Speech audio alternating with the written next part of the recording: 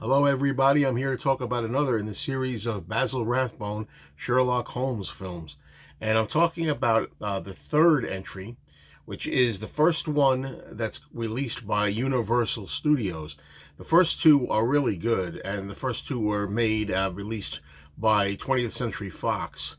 And they took place in Victorian times, in the period from 1881 through 1914, originally as the era was conceived. But anyway, now we're moving up to the 1940s when they went over to Universal for the third film. The film is called Sherlock Holmes and the Voice of Terror. And there would be 12 more films by Universal. This is the box set. This is volume 1, an old DVD set by MPI that I am going by. And I've seen these films before, but it's been 15, 20 years, probably more like 20 years since I've seen them. So I'm reacquainting myself with these, and they're all pretty new to me. Sherlock Holmes and the Voice of Terror, the first thing I have to say is it's very different from the first two.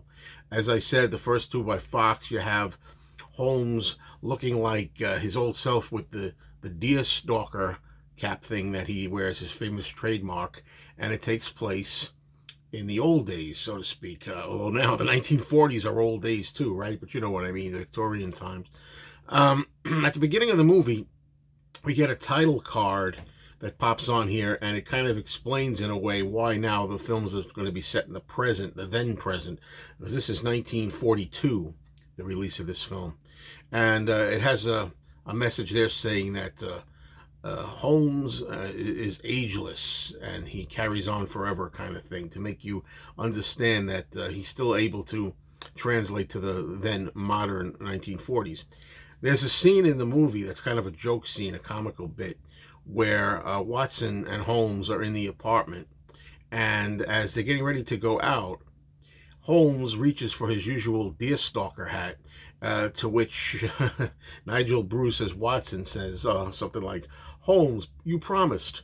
And then reluctantly, Basil Rathbone Sherlock thinks a minute and takes a typical modern day fedora like that, which he now wears. That's one of the concessions to modern times.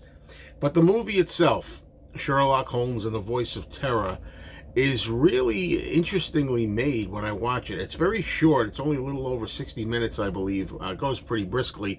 But what I noticed right away about it is, and you'll notice if you watch the first two, already it's a little jarring because Holmes looks very different. Basil Rathbone's hair is combed a little more forward on the sides, a little more messy. It doesn't look like the way we saw him groomed in the first two. And you could tell already that it's really kind of selling out in a way to the modern times of the 40s. But yet at the same time, the way this is photographed is really wonderful. It's really dark and creepy, and I dare say it's film noirish. You know what I mean? It's really done that way. If you like film noir, I would say you really would like this. A lot of shadows, a lot of darkness, a lot of unsettling grimness to this, which really fits because the whole idea is that you're talking about the Nazi era. We bring Holmes into the 40s where the Nazis are trying to take over, and the Voice of Terror is an announcer who very, very creepily announces disasters, terrorist attacks really, by the Germans before they actually take place. And it's really creepy because everybody around is in fear of their lives in England. And the Voice of Terror addresses England and is basically turning their entire country into a shambles. And they call in Sherlock Holmes to investigate. At first, some of the people feel that Sherlock Holmes, he's good with ordinary kind of private, murder cases and things, but this is something beyond his scope. But he's able to do his thing, and it's really entertaining to watch. But as I said, what really stood out to me in this particular entry is the photography, is the darkness, is the unsettling terror, because it is like it's like terrorism is what it is.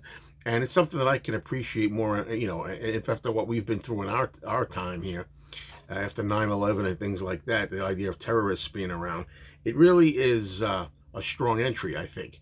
I want to take also special note of Evelyn Ankers.